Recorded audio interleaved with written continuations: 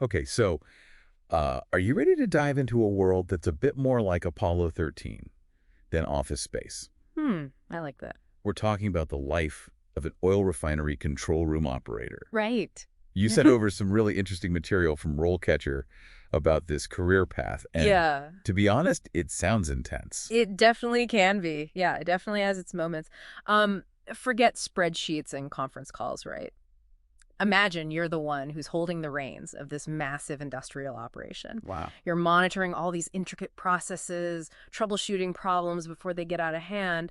RoleCatcher really paints this picture of somebody who has their hand on the pulse of a system where even the tiniest little error could have, well, huge consequences. Yeah, you've got my attention. Yeah. So we're talking about a job where you really need nerves of steel, Yeah. a mind that can juggle multiple scenarios at once. RoleCatcher mentions these electronic representations that the operators use. Right. What exactly are we talking about? Like, what would I actually see on the screen in front of me? So think of it like a really high-tech dashboard, right? Right. But instead of just like your car where you've got, the speed and fuel level, Right. you're overseeing this entire network of processes that transform crude oil into gasoline, diesel, jet fuel, Wow. you name it. Okay. So we're talking about these distributed control systems, or DCS, and programmable logic controllers, PLCs for short. Gotcha. These systems basically give you this real-time view of everything that's happening in the refinery. So like temperatures, pressures to flow rates, tank levels. So it's not just about flipping switches. No. It's about understanding how all these different variables Yeah. work together and how they affect each other. Right. RoleCatcher uses this phrase, eyes and ears of the refinery. Right. That's a pretty huge amount of responsibility. Mm-hmm. What happens if, say, a pressure gauge starts going into like the danger zone? Well, that's where quick thinking and a really, really deep understanding of that process really come into play. Because if you spot an issue, you have to act fast to correct it before it becomes a bigger problem, right? Of course. So this could involve anything from, remotely adjusting valves and flow rates to even, shutting down parts of the process entirely. Oh, wow. It's really a high-stakes environment.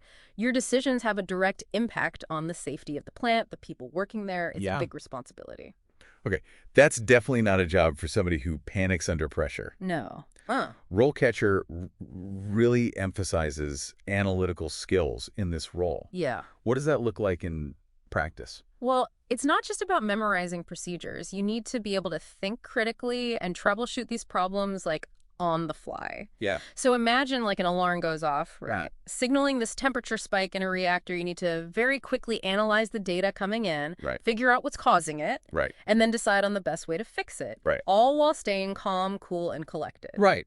And communicating really effectively with your team. So you're a problem solver. Yeah. You're a communicator. You're kind of like an air traffic controller, but for a system that's like constantly in motion. It's a good way to put it. RoleCatcher also talks about the adjusting variables part of the job. Yeah. What kind of adjustments are we actually talking about? And how much autonomy do operators have to make those decisions on their own? Well, it can be anything from like minor tweaks to major interventions, to be honest. Okay.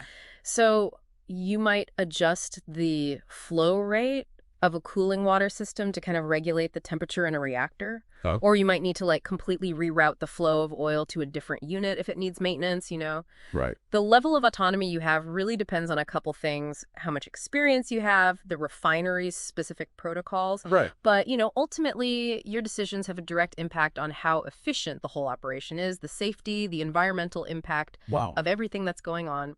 It sounds like a job that requires a delicate balance of following procedures, but also thinking on your feet. Yeah, for sure. What about like the human element? RoleCatcher mentions that communication is key in this role. Oh, yeah. And I imagine in such a high pressure environment, clear and concise communication is absolutely critical. Absolutely. You can't just handle the technical stuff. You have to be able to communicate really well what's happening to your colleagues, your supervisors, even external authorities, if you need to. Wow. It's critical, whether it's a quick update on a process change or a really detailed report about an incident.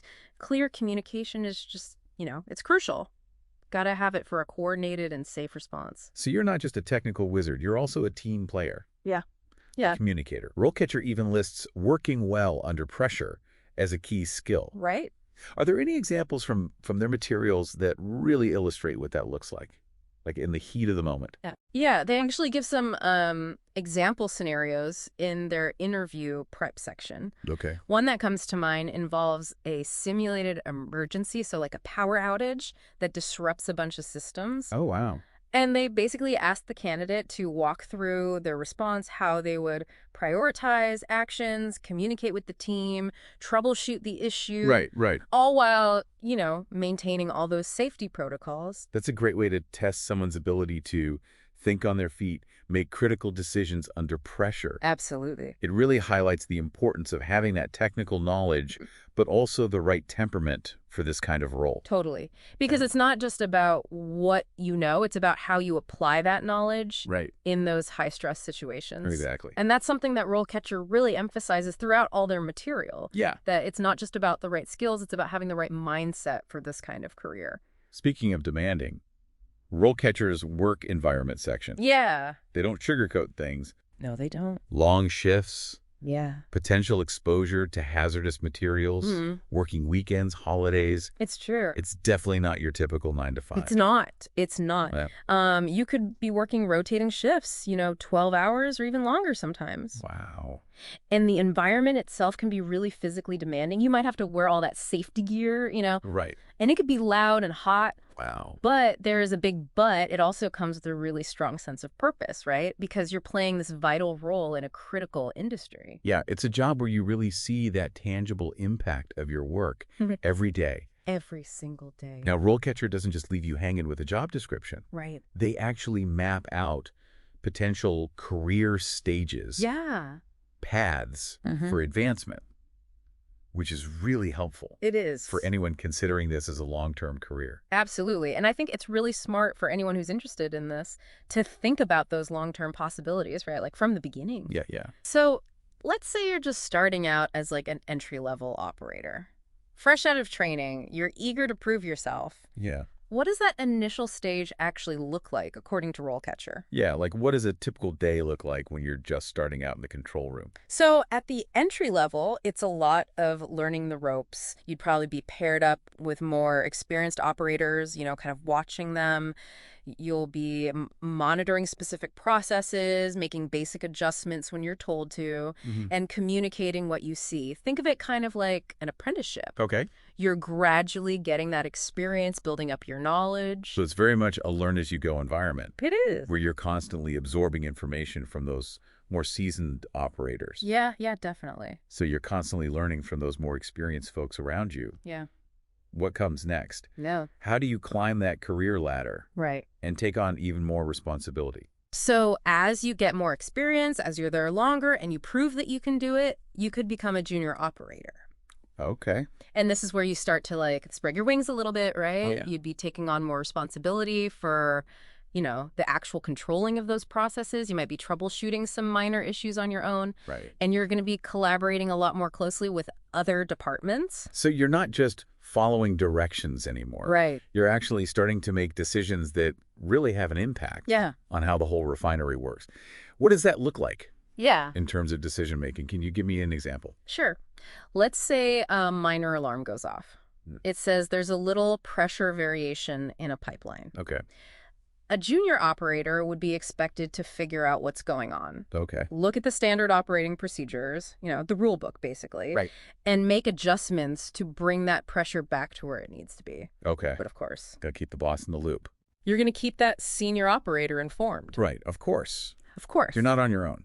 So it's a slow progression of taking on more. Right. As you prove you can handle it. Exactly. And where does that path ultimately lead? Like, what's the top, the peak, the pinnacle of an oil refiner control room operator's career? If you have the right experience, the right expertise, those leadership skills, you could become a senior operator. Okay. And now you're not just managing those processes, you're managing people. Oh, wow. So you're overseeing, So it's a management position. supervising everything that goes on in the control room. Yeah. You're analyzing data to make things more efficient. Wow. And you're even mentoring those junior operators who are just starting out, like you were. That's quite a journey. So you go from following the procedures to calling the shots. It is. Shaping the next generation. That's amazing. That's rewarding. What kind of qualifications and skills would you need to actually reach that senior operator level? So it's really a mix of education, experience, and those soft skills, those personality things that we always talk about. You'd probably need at least a bachelor's degree in chemical engineering or something related. Right. And then also maybe some industry certifications. Like what? Things like Certified Control Room Operator, CCRO, or Certified Process Technician, CPT. So it's like you have that academic foundation. Right. But then you combine that with like practical, on-the-job experience. Gotcha. But you mentioned soft skills earlier. I did. What are some of the key personality traits that are essential for success in this role, especially at that senior level? Leadership is a big one. Of course. You got to have leadership skills. Yeah. You got to be able to, make your team confident in you, make those good decisions when things are stressful, and create a culture of safety and collaboration. Right. You want everyone working together. Teamwork makes the dream work. And of course, being a good communicator is really important because you'll be interacting with all sorts of people. Right. From the technicians on the plant floor all the way up to the executives in the fancy offices. So you're not just like a technical expert. You also have to be... You're like a people person. A people person, yeah. RoleCatcher mentions potential hazards. Yeah. And safety being huge, a big concern. Of course. How does that factor into the daily life of an oil refinery control room operator? Well, I mean, safety is like the most important thing in this industry because you're dealing with, volatile substances, right? Complex machinery. Yeah, it can be dangerous. There's always some risk. You know what I mean? I do. So a good operator, they're always on their toes, they're following all those safety rules, and they're ready to go if there's an emergency. So you're not just managing the processes, you're managing risk. That's a great point. RoleCatcher also provides links to external resources. Yeah, they do. For people interested in this career path. Can you tell me a little bit more about that? Like, why would I want to look at those? It's all about getting, the full picture, right? Right. They link to groups like the International Association of Oil and Gas Producers. Okay. And even the United Steelworkers Union. So you're getting both sides. You're getting both sides of it. The labor and industry. The industry, yeah. Which is really, really valuable, that different perspective. I agree. It's one thing to understand, the technical parts of the job. Right. But it's also important to understand, the bigger picture. The bigger picture, the whole context, the industry, the labor market, all of it. It all matters. It all matters. And it sounds like RoleCatcher really wants people to think about all of that. Yeah. When they're figuring out their careers. Absolutely, that holistic view. Exactly. Speaking of which, RoleCatcher goes beyond just describing the job. They do. They actually outline potential stages of advancement beyond senior operator. That's right. So even after senior operator, you can still climb higher. The ladder never ends. Wow. Okay. Well, sometimes it ends. What other opportunities are there for somebody with their sights set even higher than senior operator? So for those folks who are really ambitious, they're driven. Yeah. There are roles like shift supervisor, operations manager, and even, Plant manager. Plant manager, okay. Each one has its own, responsibilities and rewards. More responsibility, more rewards. It makes sense. Yeah. Let's break those down a little bit. Sure. What does a shift supervisor actually do? A shift supervisor, it's kind of like it sounds. Yeah. They oversee everything during their shift. Okay. So they're in charge of a whole team of control room operators. Gotcha. Making sure everyone is doing what they're supposed to, responding to any problems, and just keeping things running smoothly. Right. So you're not just responsible for your own work anymore. No. You're responsible for the entire team. Exactly. Okay, what about the operations manager? How's that different from the shift supervisor? So the operations manager, they're looking at the bigger picture. Okay. They're not just focused on one shift or one part of the refinery. Right. They're looking at every single part of the operation. Wow. Production, maintenance, safety, environmental stuff, the whole thing. That's a big job. It is. It's a big job. What kind of skills and qualifications do you need for that? Well, you need a really strong background in chemical engineering. Okay. Maybe at least a bachelor's degree, maybe even a master's degree for some of the roles. Right. But it's not all about the technical stuff. Right. You need to be a good communicator. You need to get along with people. Yeah. Because you're leading a team of professionals. It sounds like you have to be a technical expert, but also like a leader. And I have a good business sense, too. You got to have it all. And then, of course, there's the top of the food chain, the plant manager. That's right, the big boss. The big chief. The ultimate decision maker. What do? They set the direction for the entire refinery. Wow. They're in charge of all the operations. They manage the money, the resources. That's a lot. They make sure that everyone's following all the rules and regulations. So they have to know a lot about a lot of different things. They do. It takes years of experience. You have to really know your stuff about the industry. Wow. And you have to be an exceptional leader. So to climb to those really high-level positions, yeah, education is really key. It definitely helps, especially if you want to be a manager or an executive. While it's true, you could start with just a high school diploma. Okay. And work your way up, get that experience, get those certifications. A bachelor's or a master's degree in chemical engineering or something close to it is going to help you get those higher paying jobs, those bigger roles. So you got to invest in your education. You do. You got to always be learning, growing your skill set. It's a lifelong journey. Okay, let's say you've got the education, you're getting the experience. Right. How do you actually land a job in this field? That's the question, isn't it? It is the question. That's why we're here. RoleCatcher has a whole section on interview tips. They do. Which seems really valuable in today's job market. It is. It's super competitive out there. It is. And they have some really good advice on how to get ready for an interview for this job. Okay.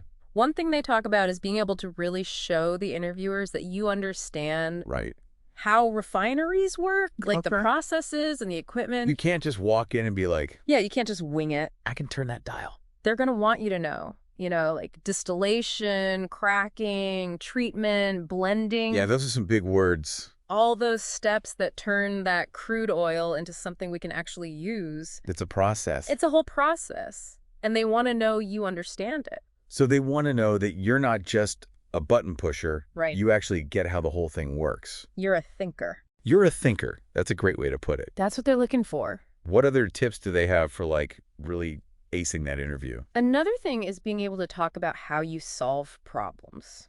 Okay, so be ready to talk about a time when things were tough and you had to figure out what was going on, how you did it, and the steps you took to fix it. They want to know you can think under pressure. That's it.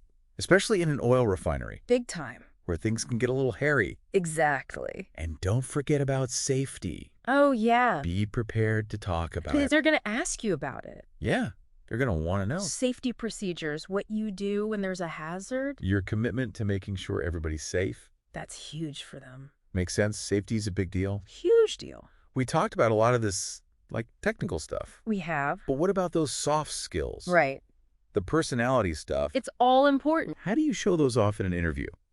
So we talked about those hard skills. Yeah. But how do you show off those soft skills, the personality stuff, in an interview? Well, it's all about using your experiences, right? Yeah. Being able to give, real life examples. So think about times when you had to, work with other people. Maybe there were some disagreements you had to work through, or you had to get your point across when things were really crazy. Right. So if they ask you about teamwork, yeah, you don't just say, I'm a team player. Yeah, no. You tell a story. You tell a story. About how you were on a team and what you did. Exactly. They want to hear those details. The more specific you are, right, the more they're going to remember you. And don't forget, they're not just looking for someone who's good at the technical stuff. Right. They want someone who's going to fit in, someone who they can rely on, who can handle change, who's all about safety.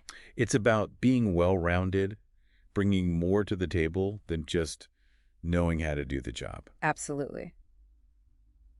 Okay, let's talk about rewards. Oh. We've covered the challenges, but what about the flip side? What makes this career worth it? Well, for a lot of people, it's knowing that they're doing something important, something that really matters, Right. Oil and gas, yeah, everyone's talking about renewables, but oil and gas, they're still what makes the world go around. That's true. It powers our homes, our cars. It's the foundation of everything. Yeah. And knowing you're a part of that you're helping to keep things moving. It's a big responsibility. It can be really rewarding, to know that you're making a difference. And it's not just a job. It's like you're contributing to society. It's bigger than you, And it's not just about that big picture either. Okay. There's also the feeling you get from solving those complex problems, really mastering those systems. Right. Like you said before, it's like a giant puzzle. A giant puzzle, exactly. And you're figuring out how to make it all work. And when you do, when it all clicks into place, it's really satisfying. You get that sense of accomplishment. Absolutely. And it keeps you on your toes. You're always learning, always growing. It's not a boring job. No. And let's be real, the money's good, right? Oh, yeah. The oil and gas industry, they take care of their people. RoleCatcher mentioned that the salary can vary. Yeah, it depends on how much experience you have, where you are, who you work for. Right, of course, but in general. But generally speaking, the earning potential is really good. So you got that potential for like financial stability, Yeah. but then also that career growth. You can climb that ladder. Okay, we talked a lot about the present. We have. But what about the future? The energy industry is changing so quickly. It is. Renewables are getting bigger. Automation is changing everything. It's a whole new world. What does that mean for oil refinery control room operators? That's the million-dollar question, isn't it? It really is. Is this job going to be around in 10 years? Yeah. Are they going to be the next dinosaurs? That's what makes it so interesting to talk about this right now, you know? Because, yeah, things are changing. Big time. But I don't think those skilled operators, they're not going anywhere anytime soon. Really? We're going to need people who know how to do this for a long time. So it's not about oil and gas going away. No. It's about how they adapt. Exactly. It'll take time to transition to a more sustainable energy mix, right? And even as renewables become more common, oil and gas, they're going to be around. So it's not one or the other. It's finding that balance. That's it. Finding that Meeting balance. our energy needs while protecting the planet. And that's going to take smart people who really understand how oil and gas work. So what does this all mean for someone who's thinking about this career now? Learn to adapt. Adapt, okay. Be ready for new technologies, new ways of working, always be learning new things. You got to be a lifelong learner. That's the key. Always up for a challenge. Exactly. And the people who do well in this field, they're the ones who like that, you know? They like the fast pace, the high stakes. They see those challenges as opportunities. They're not afraid of change. So the job might look a little different in the future. It might. But it's still a good job. It is, and it can be really rewarding, you know, if you're up for it. I hear that. And RoleCatcher, they give you all the information you need to be successful. They set you up for success. That's right, they do. Well said. Well said. And on that note, it's time for us to wrap up this deep dive. It's been fun. It really has. We talked about so much, the day-to-day of the job, the career path, the challenges, the rewards, the future of the industry. The whole shebang. Hopefully this episode has given you a better understanding of what it takes to be an oil refinery control room operator. And maybe even inspired a few people. Yeah, maybe there's some future operators out there listening right now. You never know. Big thank you to RoleCatcher for all the great information. They're the best. And to you, our listeners, if today's episode got you thinking about some other career you're curious about, let us know. We're always looking for interesting jobs to deep dive into. Until next time, happy job hunting.